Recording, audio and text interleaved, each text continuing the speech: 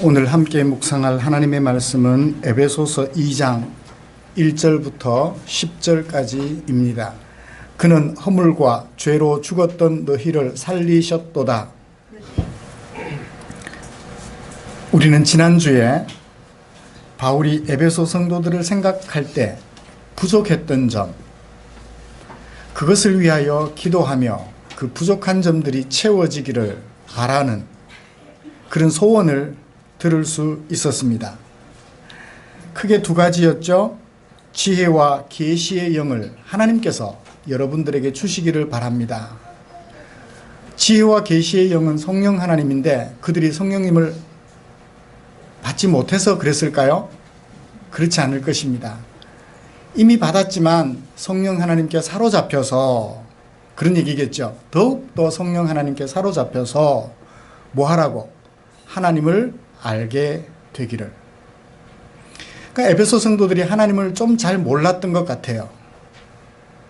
예수를 믿는다고 했지만 하나님을 잘 몰랐기 때문에 하나님을 좀 더 잘 알게 되기를 바란다, 그랬던 것 같고요. 두 번째는 마음의 눈을 밝혀달라고 하나님께 기도한다 그랬어요. 에베소 성도들이 마음의 눈이 좀 어두웠던 것 같아요. 하나님께서 베풀어 주신 그 은혜가 얼마나 좋고 아름다운지 내 마음의 눈이 어두워서 못 보는 거예요. 그렇죠? 길에 금덩어리가 떨어져 있어요. 그런데 내 눈이 어두우면 그거 주술 수 있어요, 없어요? 못 주어요. 그래서 바울이 말하기를 하나님이 우리에게 주신 것의 그 좋은 것을, 좋음을, 탁월함을 마음의 눈을 밝혀주셔서 그것 좀 알게 됐으면 좋겠다. 하나님이 우리에게 주신 것 무엇인가요? 첫 번째는 하나님이 우리를 왜 부르셨는지, 무엇을 기대하고 부르셨는지. 두 번째는 하나님이 우리를 아들 삼으신 것이 얼마나 영광스러운지. 마지막 세 번째는 하나님께서 믿는 우리에게 하나님의 아들 되게 하려고 그리스도를 통하여 베풀어 주신 하나님의 능력이 얼마나 큰지. 고작 귀신 쫓아내고 병 고치는 그런 능력 말고 죽은 자를 살리시는, 죽은 자 가운데서 예수님을 살리시는, 누구를 위해서? 우리를 위해서 베푸신 그 능력이 얼마나 큰지 마음의 눈이 환해져서 그걸 좀 볼 수 있었으면 좋겠다. 에베소 성도들은 그걸 몰랐던 것 같아요. 하나님도 잘 모를 뿐더러 하나님께서 우리에게 주신 은혜가 얼마나 크고 놀라운지, 그 가치가 어떠한지를 몰랐던 것 같아요. 그래서 1장 17절부터 19절까지 말씀을 통하여서 이것을 좀 알았으면 좋겠다, 그들의 부족한 점을 잘 짚어주었습니다. 그렇다면 2장부터는 그 부족한 점을 잘 알 수 있도록 소개해 주겠죠. 그렇죠? 하나님께 기도해놓고 알아서 그냥 나머지는 채워가라 그러진 않을 것 같아요. 그렇습니다. 지난주 그 말씀을 마음에 새기면서 집으로 돌아가셔서 하나님을 더욱 많이 알게 되셨나요? 하나님을 더 많이 알게 되셨어요? 그리고 하나님께서 왜 우리를 부르셨는지, 그리고 하나님의 아들됨이 얼마나 영광스러운지, 하나님께서 나를 위하여 예수님에게 베풀어 주셨던 그 능력이 얼마나 크고 놀라운지 묵상해 보셨나요? 여러분들의 마음이 얼마나 뜨겁던가요? 얼마나 감동이 되던가요? 그래요. 날마다 이 하나님의 은혜를 되새김질 해보면 그 되새김질을 통한 영양소가 우리를 풍성하게 하여 하나님의 은혜를 떠날래야 떠날 수 없으며 하나님의 은혜 속에 깊이 들어갈 수밖에 없는 그런 자리에 서게 되는 줄 믿습니다. 오늘도 이렇게 하나님을 더 깊이 알되, 하나님을 더 깊이 알되 우리의 마음 눈이 밝아져서 하나님이 우리에게 주신 것의 가치를 더욱 알고 그 믿음 가운데 살아가고자 하는 우리를 위하여 하나님께서는 에베소서 2장 1절부터 10절까지 말씀을 주셨습니다. 저는 이 본문을 가지고 우리는 하나님의 작품이라는 제목으로 설교하고자 합니다. 말씀 나누는 중에 하나님의 크신 은혜가 우리 모두를 감싸게 되기 기대합니다. 먼저 본문이 어떻게 구성되어 있는지 간략하게 소개해드리고 설교 방향을 제시한 다음 차근차근 그 내용을 살펴보도록 하겠습니다. 1절부터 3절까지는 도입 문단입니다. 우리와 너희가 에베소 성도들, 에베소 교회의 가장 큰 문제가 되는 것이 유대인으로서 예수를 믿고 에베소에 이사가 사는 사람들, 유대인으로서 예수를 믿고 소아시아 지역, 지금 터키 남부지방입니다. 터키 서남부지방, 에베소로 이사가서 살고 있는 그리스도인들, 그들과 원래 에베소에 있으면서 에베소 사람으로서 바울이 전하는 복음을 듣고 예수를 믿는 사람들 간에 알력이 있는 거예요. 그들이 하나가 되지 못하고 낙동강 모래알처럼 따로따로 노는 거예요. 기름과 물처럼 섞이지 못하고 분리가 되어 있는 거예요. 그런 에베소 교회에 얘기를 해줍니다. 너희와 우리가, 이방인인 너희와 유대인인 우리가 전에는 어떠했는지 소개를 해줘요. 그리고 중심문단으로서 4절부터 9절까지 그랬던 너희와 우리가 예수님 때문에 어떻게 되었는지 소개해줘요. 그리고 마지막 결론 문단, 최종적인 결론 문단으로서 10절입니다. 그래서 10절이 굉장히 중요해요. 우리는 그의 만드신 바다, 우리는 그리스도 예수 안에서 선한 일을 위하여 지으심을 받은 자니 이 일은 하나님이 전에 예비하사 우리로 하여금 그 가운데서 선을 행하게 하려고 우리를 그렇게 하셨다. 전에 그랬던 우리를 이제 이렇게 하셨다라며 10절에서 결론을 내리고 있는 것입니다. 저는 이런 본문을 가지고 1절부터 9절까지 말씀을 중심으로 우리는 하나님의 작품이라는 내용을 좀 살펴볼 것이고요. 그리고 마지막으로 10절을 가지고 왜 우리를 작품으로 만드셨는지 그 이유를 살펴보면서 오늘 말씀을 마칠까 합니다. 10절 말씀에서 한번 다시 같이 읽어볼까요? 시작. 우리는 그가 만드신 바라 그리스도 예수 안에서 선한 일을 위하여 지으심을 받은 자니 이 일은 하나님이 전에 예비하사 우리로 그 가운데서 행하게 하려 하심이니라. 10절 전반부 우리는 그가 만드신 바라 그렇게 번역을 해두고 있습니다. 그런데 원문을 직역해보면 이런 얘기예요. 우리는 하나님의 작품,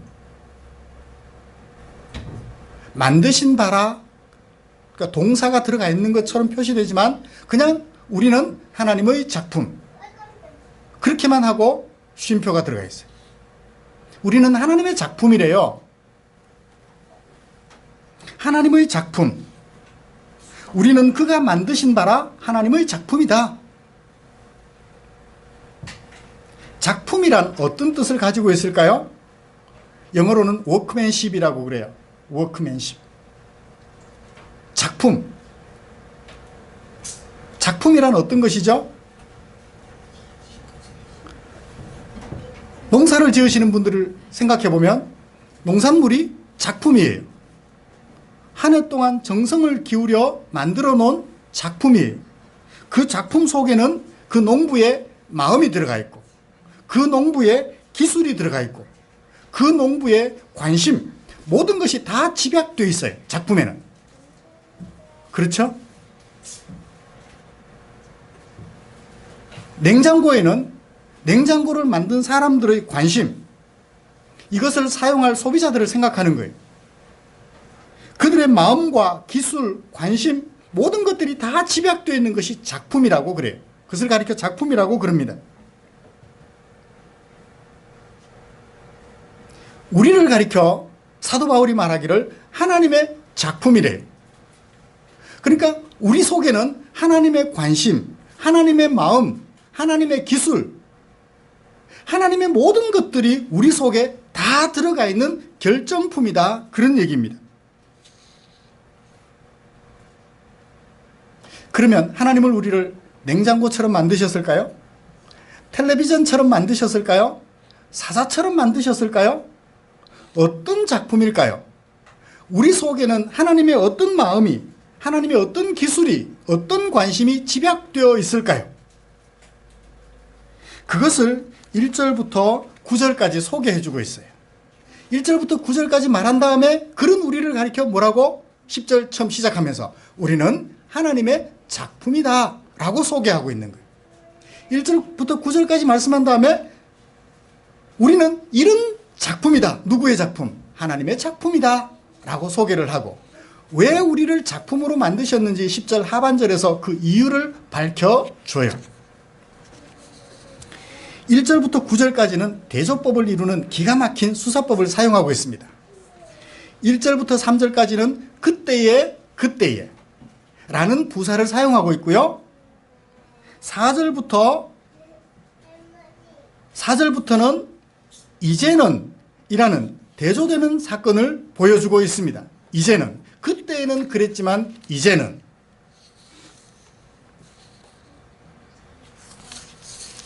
자, 그때는 어떤 사람들이었나요?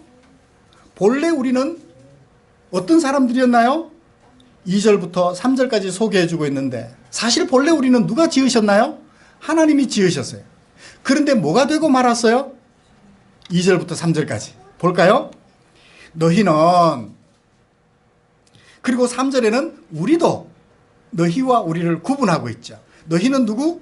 본래 에베소에서 태어나 바울이 전하는 복음을 듣고 예수를 믿는 이방인 그리스도인. 우리는 유대 땅에서 태어나 이미 하나님을 알고 있다가 예수님이 이 땅에 오심에 예수를 믿은 유대인 그리스도인들. 이방인 그리스도인들과 유대인 그리스도인들 모두 다 하나같이 어디에서 행했어요?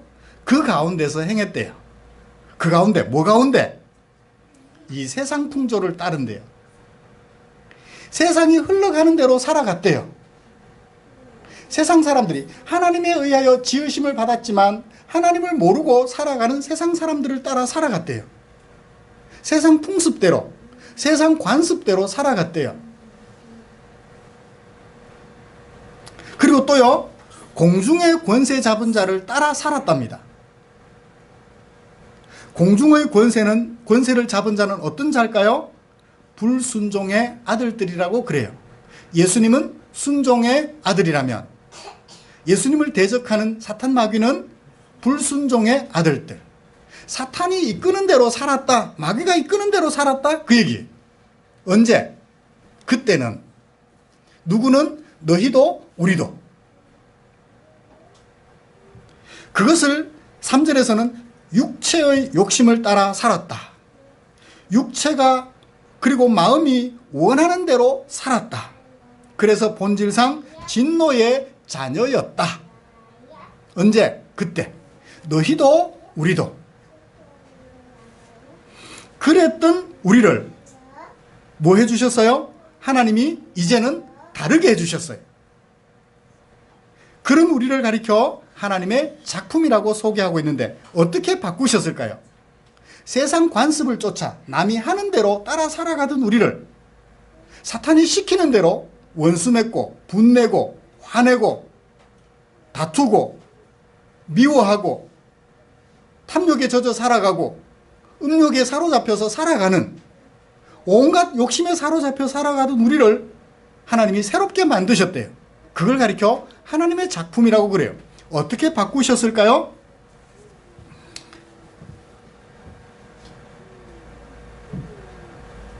이제 4절부터 9절까지 말씀 속에서 우리는 살펴볼 수 있습니다. 허물로 죽은 우리를 그리스도와 함께 살리셨대요. 그리스도와 함께 살리셨다고 합니다. 예수님이 십자가에 못 박혀 죽으셨어요. 우리의 죄 때문에 죽으셨는데 예수님과 함께 살렸다는 얘기는 우리를 어떻게 하셨다? 의롭게 하셨다. 죄값을 지불하신 예수님이 살아났다는 얘기는 다시 의인이 되셨다는 거예요. 우리도 예수님과 함께 살아났다, 부활했다는 얘기죠. 그 다음에 어떻게 하셨어요? 6절, 함께 일으키셨대요. 어디에 주저앉아 있는 불순종의 아들들의 세계 속에 주저앉아 있는 우리를 거기서 일으켜 세우셨대요. 뭐 하도록? 거기서 나오도록. 그렇게 어떻게 하셨나요? 또 그리스도 예수 안에서 함께 하늘에 앉히셨대요. 우리를 하늘에 앉히셨다고 합니다. 누구와 함께? 그리스도와 함께. 우리가 어디에 앉아 있어요? 하늘에 앉아 있어요. 안정숙 집사님 지금 하늘에 앉아 계세요? 땅에 앉아 계세요? 땅에 앉아 있는데 하늘에 앉아 있다 그래요. 그러면 하늘에 앉아 있다는 말은 무슨 뜻일까요?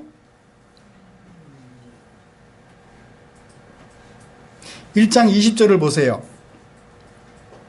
그의 능력이 그리스도 안에서 역사하사 죽은 자들 가운데서 다시 살리시고 하늘에서 어디서? 자기 오른편에. 누구 오른편에? 하나님의 오른편에. 누구를? 예수님을 앉히셨대요. 그러면 그 하늘은 어디예요? 하나님의 보좌가 있는 곳이에요.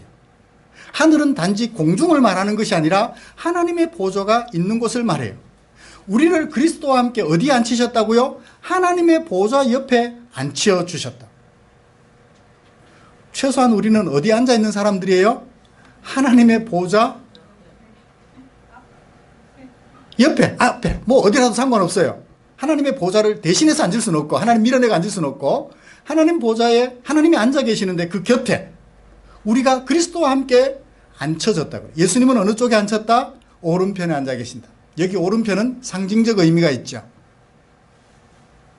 그래요. 그 아들과 함께 하나님의 옆에 앉혀주셨대요. 지금 나는 어디에 앉아 있는 사람? 하나님의 보좌 곁에 앉아 있는 사람. 죽어서 하나님의 보좌 곁으로 가나요? 지금 벌써 하나님 보좌 옆에 앉아 있나요? 지금 벌써 하나님의 보좌 옆에 앉아 있어요. 그러므로 여러분들은 보통 사람들이 아니에요. 전에는 누구의 자녀로서? 진노의 자녀로서 진노의 사자 곁에 앉아 있었는데 거기서 우리를 일으켜서 하나님의 보좌 우편으로, 보좌 곁으로, 앞으로 옮겨서 앉혀주신 거예요. 이것을 골로새서 1장에서 사도 바울은 그렇게 말합니다. 흑암의 권세 아래서 사랑의 아들의 나라로 옮기셨으니. 누가? 하나님께서 그리스도와 함께 우리를 살려가지고 진노의 자녀로서 진노의 사자 보좌 그 곁에서 사랑의 아들의 나라로 옮겨주셔 그 곁에 앉아있게 해주셨다고 소개하고 있는 것입니다. 그래서 4, 5, 6절의 가장 중요한 동사가 살리시고 일으키시고 앉히셨다.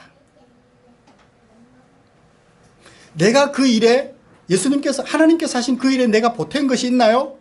없어요. 보탠 것이 없어요. 그래서 그것을 뭐라고 하나요? 8절 너희는 그 은혜로 말미암아. 내가 진노의 아들들로 살아가던 내가 하나님의 보좌 곁으로 옮겨진 것은 철저한 하나님의 은혜였다. 내가 거기에 뭔가 보탠 것이 없다. 더한 것이 없다라고 얘기를 하고 있는 것입니다.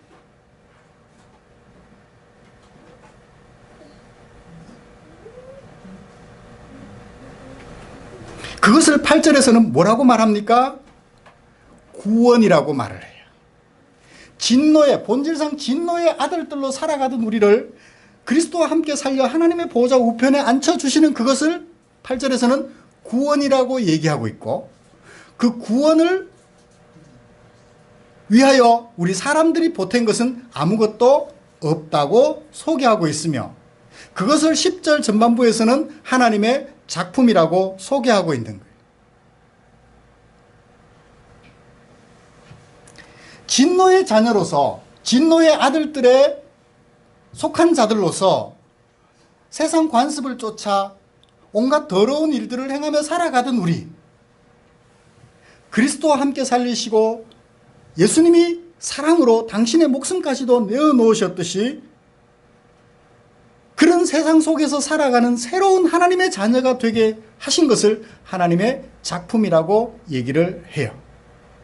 완전히 바꿔놓으신 거죠. 무엇을? 소속을.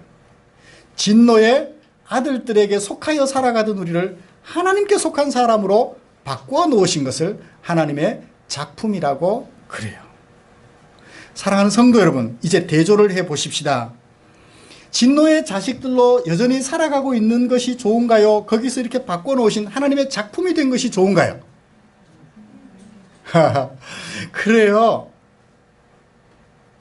하나님께서 지으셨지만 하나님을 배반하고 진노의 아들들로 살아가는 것을 좋아했던 우리를 사랑의 아들의 나라로 옮겨 놓으시고 구원하여서 하나님의 작품으로 만들어 주셨으니 이 하나님의 작품됨은 얼마나 놀랍고 가치가 있는 것인지요. 전에는 싸우는 재미로 살았다면 이제는 사랑하는 재미로 살아가요. 전에는 미워하는 재미로 남을 이기는 재미로 살아갔다면 이제는 남이 잘 되도록 도와주면서 사는 재미로 살아가는 하나님의 작품이 된 것입니다. 이 하나님의 작품됨은 돈으로도 살 수 없고 권력으로도 살 수 없어요. 우리가 그 어떤 수고를 해도 하나님의 작품이 스스로의 힘으로는 될 수가 없어요. 그러므로 하나님의 작품 되는 것은, 우리가 하나님의 작품 되는 것은 하나님의 은혜에 의한 것이다. 내가 잘나서, 내가 강한 민족을 이루어서, 내가 키가 커서 그것도 아니에요. 하나님의 그 큰 사랑을 인하여 하나님이 우리에게 베풀어 주신 은혜인 거예요. 무엇이? 우리가 하나님의 작품 된 것이. 그냥 작품이라고 하면 좀 그러나요? 걸작품이라 그럴까요? 하나님이 만드신 최고의 작품. 우리 사람이 무엇이기에 이처럼 관심을 가지시고 우리를 하나님의 걸작품으로 만들어 놓으셨을까요? 하나님의 걸작품 된 것, 이 사실 때문에 마음속 깊은 곳에서부터 하나님을 향한 감사의 마음, 감격의 마음이 충만해지기를 간절히 소원합니다. 그러면 이제 마지막으로 하나님께서 왜 우리를 걸작품으로, 본질상 진노의 자녀로 살아가던 우리를, 세상 풍습 쫓아 살아가던 우리를 그리스도와 함께 살리시고 하나님의 보좌 앞에 앉아서 살아가는 하나님의 아들들, 구원을 얻게 하셨을까요? 왜? 10절 하반절에서 우리에게 그것을 소개해 주고 있습니다.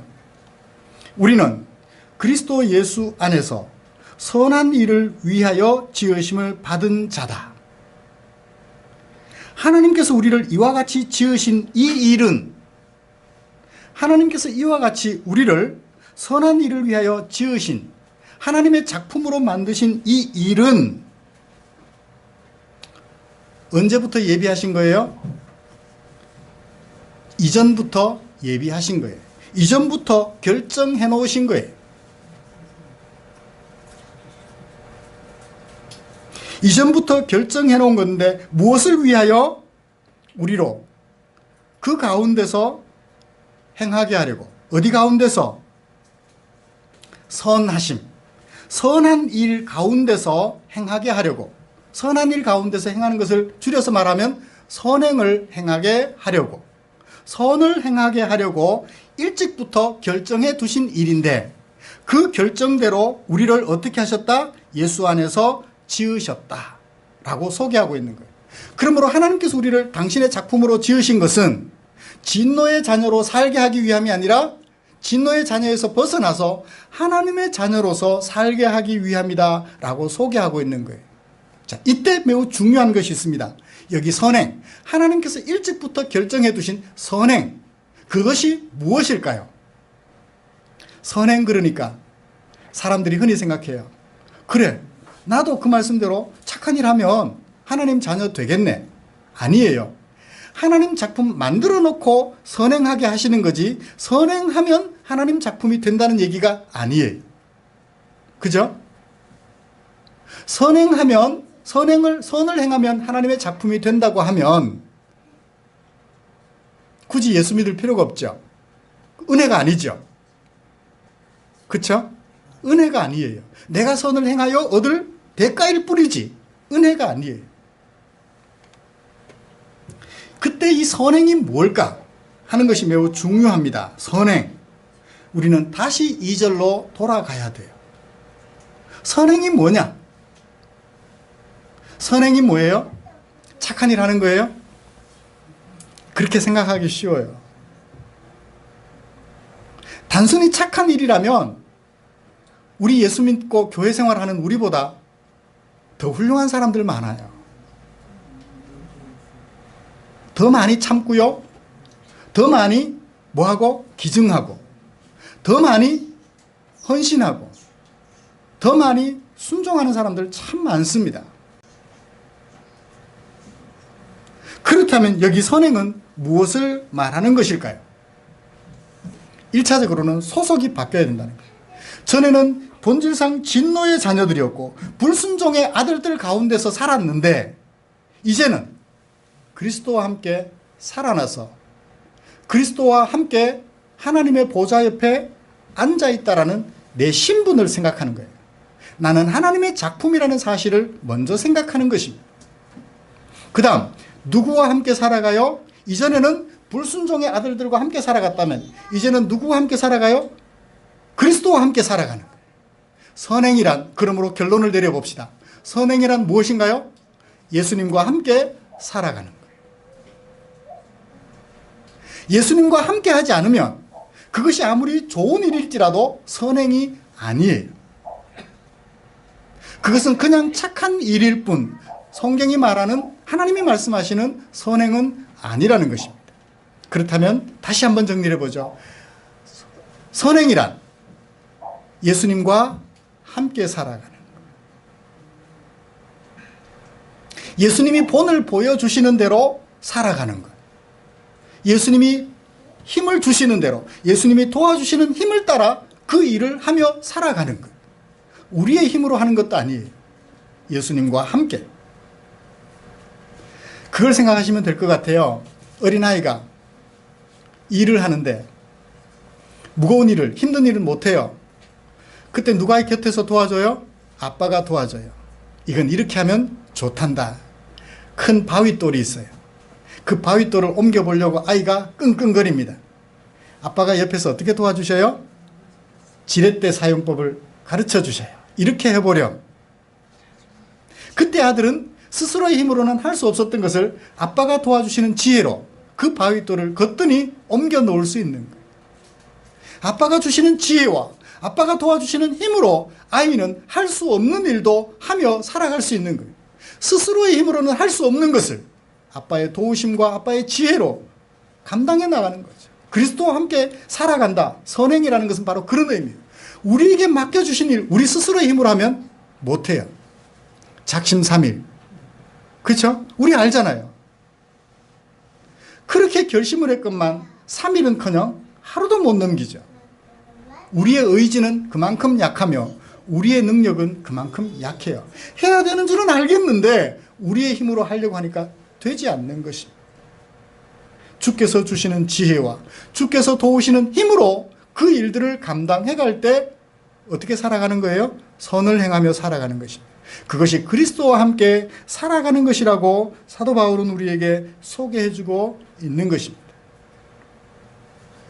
말씀을 정리하겠습니다. 유대인이나 이방인이나, 자, 여기 이방인에는 누가 속할까요? 오늘 우리도 속하겠죠. 혈통적 유대인도 혈통적으로 유대인이 아닌 우리들도, 에베소 성도들이 이방인이라면 오늘 우리도 이방인일 텐데, 이방인인 우리도 한결같이 본질상 진노의 자녀들이었는데 하나님의 은혜로 하나님의 보좌 우편에 그리스도와 함께 앉는 놀라운 영광을 얻는 하나님의 작품이 되었음을 마음속 깊이 생각하십시다. 그리고 왜 하나님께서 우리를 하나님의 작품으로 빚으셨는지 그 목표를 분명하게 설정해야 할 것입니다. 이방인과 유대인 서로 질시하고 서로 기름과 물처럼 따로따로 살 것이 아니라, 시기하며 살 것이 아니라 하나를 이루어서 서로 격려하고 위로하면서 그리스도와 함께 선을 도모함으로 우리를 구원하신 하나님을 부끄럽게 하지 않고 그 하나님을 영화롭게 하며 살아가는 우리가 되어야 할 줄 믿습니다. 기도하시겠습니다. 하나님 아버지, 세상 풍습을 쫓아 좌충우돌하며 상처 입고 상처 입히며 살아가던 우리들이었습니다. 그런 우리를 예수 그리스도를 보내시고 십자가에 못 박혀 죽게 하시며 그 그리스도를 살리실 때 우리도 함께 살리시고 일으켜 세워 하나님의 보좌 우편에 앉게 해 주셨습니다. 고맙습니다. 이와 같이 우리에게 구원을 베푸시며 하나님의 작품으로 우리를 세워주셨으니 참으로 고맙습니다. 하나님의 작품됨의 가치 날마다 마음에 새기며 나 스스로 나는 하나님의 작품이야, 나는 하나님의 작품이야 소리치며 하나님의 작품으로서의 가치를 찾아갈 것입니다. 아버지여, 이렇게 하나님의 작품으로 살아갈 때 주께서 말씀하신 대로, 바울을 통하여 말씀하신 대로 그리스도와 함께 사는 생활에 익숙해질 수 있도록 도와주시옵소서. 세상의 사람들이 살아가는 그 방식대로 익숙하게 살아갈 것이 아니라 그리스도와 함께 예수께서 본을 보여주시는 대로 살아가는 것에 익숙해지는 우리가 되게 하여 주시옵소서. 그래서 우리를 구원하신 하나님이 부끄럽게 되는 일이 없도록 우리 자신을 잘 살펴 살아가는 당신의 종들이 되게 하여 주시옵소서. 그리스도와 함께 살아가는 것, 그것이 곧 선행이며 그것을 위하여 우리를 작품으로 빚으셨음을 깊이 생각하며 살아가도록 주님 도와주시옵소서. 예수님의 이름으로 기도드리옵나이다. 아멘.